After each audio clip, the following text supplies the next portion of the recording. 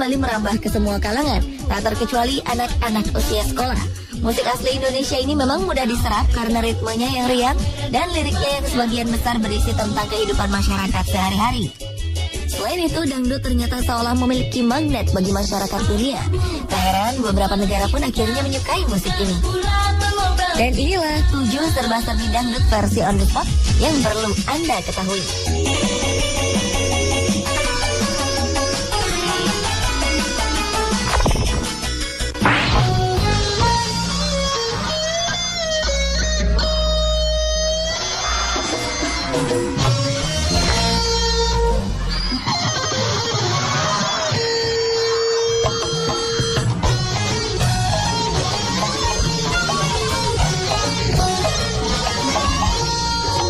Yang pertama adalah wayang dangdut. Wayang dan dangdut adalah kesenian khas Indonesia dengan ciri khasnya masing-masing. Lalu bagaimana jika kedua kesenian ini dipadukan? Kelompok wayang kampung sebelah pimpinan Ki Jilitan membuat terobosan kesenian jenis baru. Mereka memadukan kedua kesenian khas Indonesia, wayang dan dangdut. Bisa bermula ketika Ki Jilitan dan kawan-kawan merasa prihatin dengan keberadaan wayang yang semakin ditinggal penggemarnya, khususnya generasi muda. Mereka lalu mencari cara bagaimana wayang bisa kembali disukai masyarakat. Kelompok ini meramu dan membuat wayang-wayang yang karakternya dekat dengan masyarakat, baik itu tokoh-tokoh politik maupun selebriti Indonesia. Dengan cara ini, permintaan dan undangan untuk pertunjukan wayang pun berdatangan. Mayoritas karakter wayang adalah para penyanyi dangdut seperti Inul dan Rhoma Irama.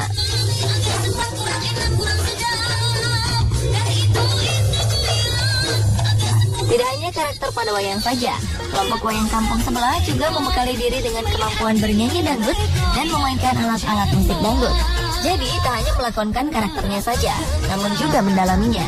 Tujuannya agar penonton merasa terhibur dan puas dengan sajian kelompok ini.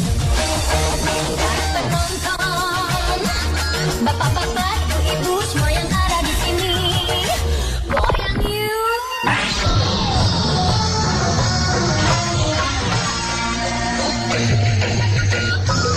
Demam dangdut tidak hanya melanda orang dewasa saja. Anak-anak usia sekolah dasar juga menggemari dangdut. Melihat fenomena ini, beberapa guru olahraga sekolah dasar menggunakan musik dangdut untuk mengajak anak didiknya senam pagi. Seperti Sekolah Dasar Negeri Sumur Batu ini. Lihat saja semangat anak-anak ini. Mereka berbaris rapi dan dengan semangat mengikuti instruksi gerakan yang dilakukan gurunya. Para guru sengaja memilih musik dangdut yang sedang heboh di media. Salah satu anak terlihat sangat bersemangat dan paling hafal dengan gerakan yang diadaptasi dari goyangan sesar ini. Tanpa melihat instruksi sang guru, anak ini menggerakkan tubuhnya sesuai dengan gerakan goyangan sesar.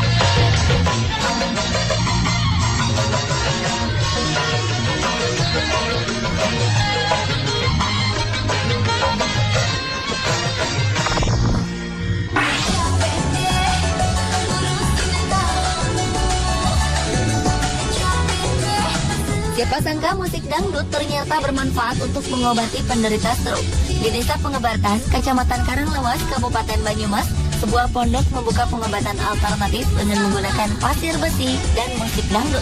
Menurut Kitita, sang pemilik pondok, pasir besi dapat menyerap penyakit yang ada di tubuh penderita. Sedangkan musik dangdut beritme gembira digunakan untuk memotivasi pasien agar memiliki semangat lebih untuk cepat sembuh.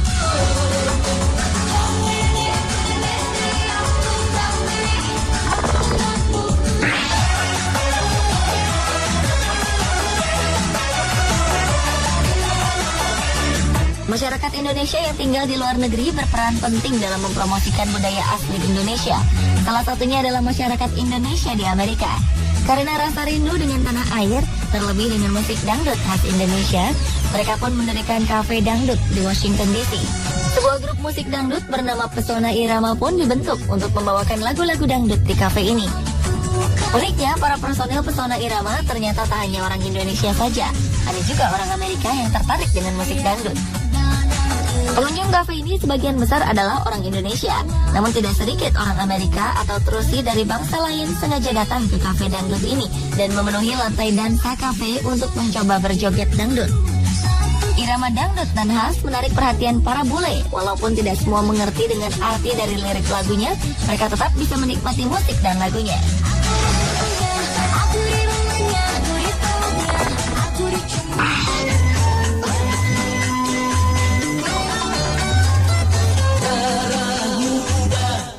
dari negeri Paman Sam. Faktanya, musik dangdut tak hanya dijadikan hiburan alternatif di sana.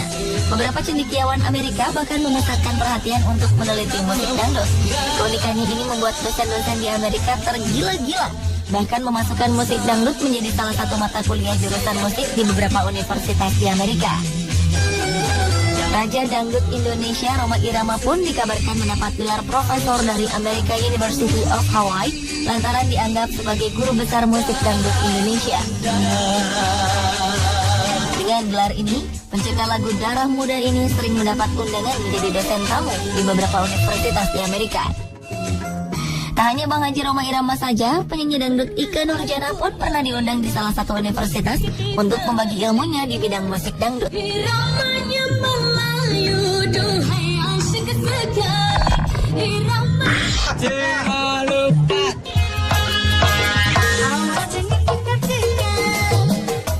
Selain Amerika, dangdut kini telah merambah ke negeri Sakura, Jepang. Bahkan di negeri matahari terbit ini terbentuk sebuah grup musik dangdut bernama Om Ranema, atau berarti Orkes Melayu Rakyat Negeri Matahari. Ada satu permainan,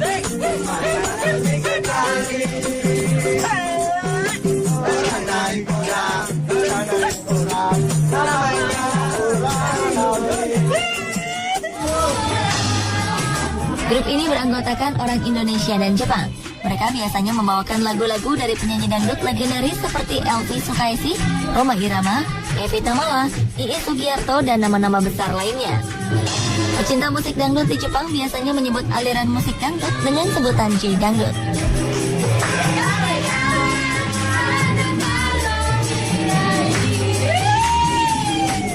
Selain Om Ranema, ada sebuah grup musik yang terinspirasi dari musik dangdut.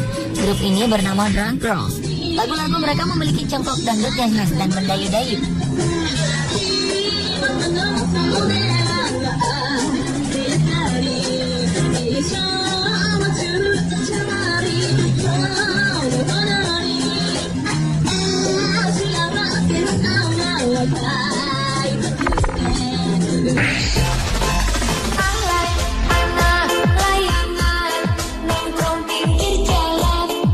Berawal dari ketertarikan dengan musik dangdut, beberapa orang di luar negeri justru menjadi terobsesi dengan sejarah dan lagu-lagu dangdut dari seluruh Indonesia. Saking terobsesinya, beberapa dari mereka mendokumentasikan sejarah dan lagu-lagu dangdut ini ke dalam sebuah buku dan situs dangdut. Seperti yang dilakukan oleh Profesor Andrew Weintraub, dosen sekaligus peneliti musik dangdut di Amerika ini, akhirnya mendokumentasikan penelitiannya ke dalam sebuah buku. Profesor Andrew mengaku sejak kuliah di tahun 1984, dia sangat senang mendengarkan musik dangdut, dan itu masih dilakukannya hingga sekarang saat dia sudah menjadi guru besar di Universitas Pittsburgh, Amerika. Buku berjudul Dangdut Stories ini berisi perjalanan musik dangdut dari tahun 50-an dengan perubahannya yang mengikuti perubahan sosial dan politik di Indonesia.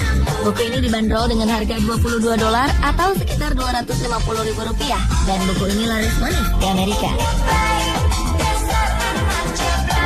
Orang kedua yang terobsesi dengan dangdut adalah Eli Bitar. Pria berdarah Libanon ini awalnya menyukai segala jenis kuliner Indonesia. Hampir setiap hari Eli mengunjungi restoran-restoran Indonesia yang ada di Amerika untuk menikmati lezatnya makanan khas Indonesia. Dari situlah beberapa restoran sering memutar musik dangdut untuk para pengunjung. Hal ini menarik minat Eli tentang musik yang asing di telinganya ini. Semakin mencari informasi, semakin dalam pula cintanya kepada musik dangdut. Ia segera mengumpulkan informasi dan memasukkannya ke dalam sebuah situs dangdut bertajuk dangdut.net. Dalam situs ini, kita tidak hanya memperoleh informasi tentang musik dangdut. Berbagai lagu dangdut Indonesia pun ada di situs berbahasa Inggris ini. Pemirsa, inilah ketujuh serba-serbi dangdut versi on the spot. Semoga menjadi hiburan yang menarik bagi Anda.